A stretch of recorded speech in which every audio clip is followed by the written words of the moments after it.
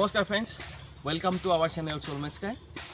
আজি আমি ওলাই আহিছোঁ এটা বিশেষ ঠাইলৈ যাবলৈ, এটি কিংবদন্তিমূলক স্থানলৈ।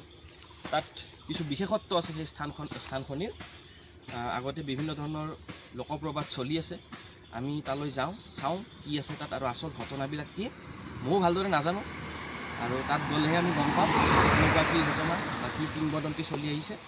তেতিয়াহ'লে ব'লক মোৰ লগত এই যাত্ৰা আৰম্ভ কৰোঁ। আপোনালোকো মোৰ লগত থাকক, চাওক কি ঘটিছিল, কেনেকুৱা ঘটিছিল আৰু এই লোকপ্ৰবাদ আৰু কিংবদন্তিটোনো। ব'লক আগবাঢ়ো।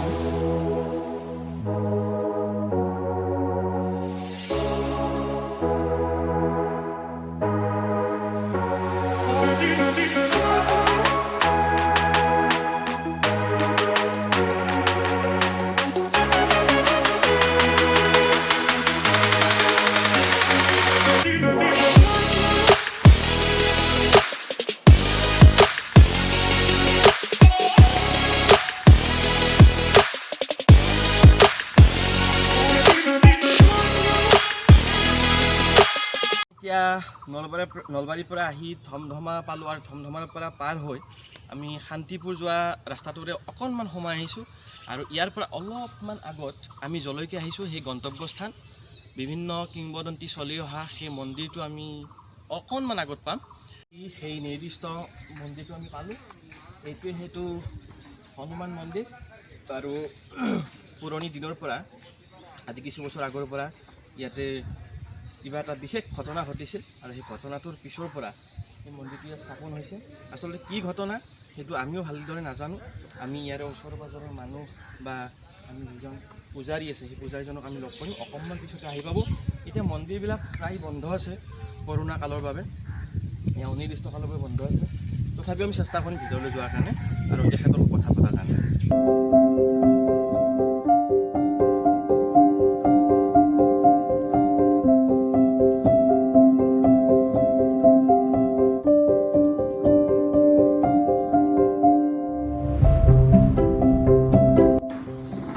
ডাঙৰীয়াক আমি লগ পালোঁ আৰু লগ পোৱাৰ পিছত যে আমাৰ কাৰণে আজি এনেই বন্ধ, তথাপিও আমাৰ কাৰণে জাষ্ট ভিডিঅ'টো কৰাৰ কাৰণে আমাৰ মন্দিৰটো দিছে। আৰু আমি ভিতৰলৈ আহোঁ।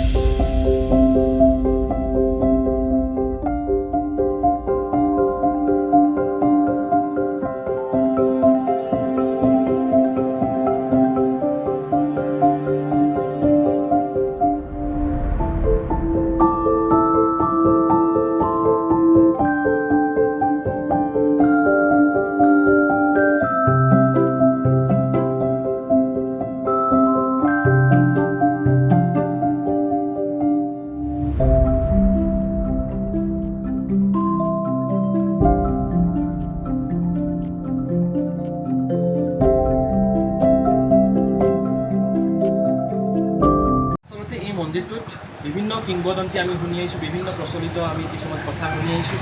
আৰু সত্যতা কিমান আমি পূজাৰীদেৱৰ লগত আমি কথা পাতিম আৰু তেখেতে আচল ঘটনাবিলাক সম্পূৰ্ণৰূপে আমাক দিবলৈ ক'ব। আমাৰ ইয়াত কি ঘটনা আছে আৰু কেনেকৈ মন্দিৰটো স্থাপন হ'ব? এই মন্দিৰটো স্থাপিত হয় আমাৰ গাঁৱত এটা বান্ধৱ আহিছিল 2006 চনত, অলপমান আগত আহিছিল আৰু বা 2006 চনত মন্দিৰটো স্থাপন কৰিলোঁ। সেই অহাৰ আগতে তাৰমানে এই বান্ধৱটোৰ পৰা আমাৰ গাঁৱত বহুত বাধা বিঘিনি বহুত মৃত্যুবৰণ কৰিব লগা, যিখিনি ব্যক্তি বান্দৰ মাৰি পেলাই মৃত্যু হৈছিল তেওঁলোকৰ কাহিনী এনেকুৱা এটা আমাৰ গাঁৱত কৰি হৈছে। সপোনত প্ৰায় 2-3 সপোন দেখুৱাইছিল, আমাৰ ৰাইজে মানা নাছিল কথাখিনি, বাকী লাষ্টত মানিব লগা হ'ল। তেওঁ যেনেকৈ কৈছে যিখিনি ব্যক্তি বান্দৰ মৰা ব্যক্তিকেইজন সেনেকৈ মৰি গ'ল তাৰমানে। বান্দৰটো এইখিনি ঠাইতে অলপ আগত আৰু যিখিনি বান্দৰৰ মাৰাৰ লগত জড়িত আছে সেই মানুহবিলাকক গোটেইকেইজন তাৰমানে মৃত্যু হোৱা বুলি ক'ব পাৰি। প্ৰথমে 2জন ব্যক্তি হানি মাৰিছিল, তেওঁলোকে হানি পেলাই মৰিল। বাকীখিনি আজকে ধীৰে ধীৰে বিভিন্ন ঘটনাত মৰি গ'ল। লাষ্টত আমি কথাখিনি পুৰোহিতৰ পৰা মানিব লগা হাৰ মানিলোঁ। হাৰ মানাৰ পাছত আমি 2000 চনত মন্দিৰটো স্থাপিত কৰিলোঁ।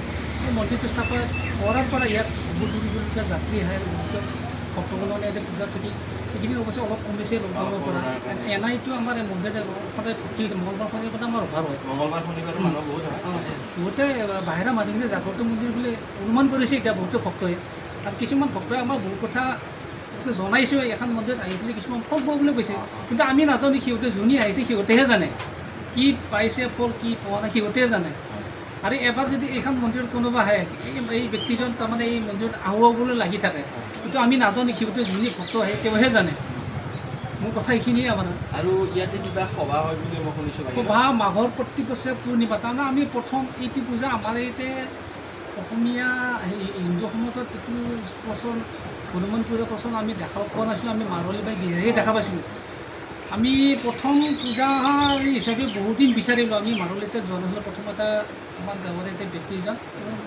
মন্দিৰটো বহুত বৈশিষ্ট্য তোমাৰ দেৱনা তেওঁ এটা ক'লে বোলে এটা আমাৰ গাঁৱলী মানুহ আছে তেওঁ ঘূৰিয়ে গম পাব সেই মতেদি তেওঁ আমি ধৰি আনি কথাখিনি সুধিলোঁ বোলে এইটো বোলে মাঘৰ পূৰ্ণিমাত হোৱা বুলি আমি সভাটো কৰোঁ হোৱাৰ পাছত প্ৰথম আমি 4 বছৰ মানে মাঘৰ পূৰ্ণিমাত পূজাখিনি খেলি আছোঁ বিভিন্ন লাষ্টত আৰু এটা ঘটনা ঘটিল আমাৰ এটা সোণৰি আছিল তেওঁ প্ৰত্যেক মাহৰ মূৰত তাৰমানে মাৰোৱাৰী এটা সোণ আনব যায় সোণ আনব যাওঁতে সদায় মই ৰখা লগাই বোলে 1 ঘণ্টা 2 ঘণ্টা পূজা কৰাত তেওঁ আগতে ক'লে বোলে আপুনি সেই মাত্ৰ হনুমান পূজা কৰে নেকি আমাৰ বড়োবিলাক বড়ো সমাজত আমাৰ হনুমান মন্দিৰ পাতি পেলাই পূজা কৰে তেতিয়া সেইদিন ব্যক্তি ক'লাক মই মন্দিৰটো চাব পাৰিম না চাব যাব কি কথা আছে ইয়াত তেওঁ সঁচা সঁচিকৈ এসপ্তাহ বছৰত আহি পেলাই দেখা পালাক কৈ পেলাই ক'লাক মই এটা মূৰ্তি দিম আপোনালোকে স্থাপিত কৰিব দিব নেকি আমিতো আৰু কি ভালে হ'ল যদি বাহিৰৰ মানুহ যদি এটা মূৰ্তি দান কৰে তেতিয়া আমি ভালে হয় তেওঁ 5 দিন 5 ৰাতি নন ষ্টপ এটা ৰামনাম পাঠ কৰি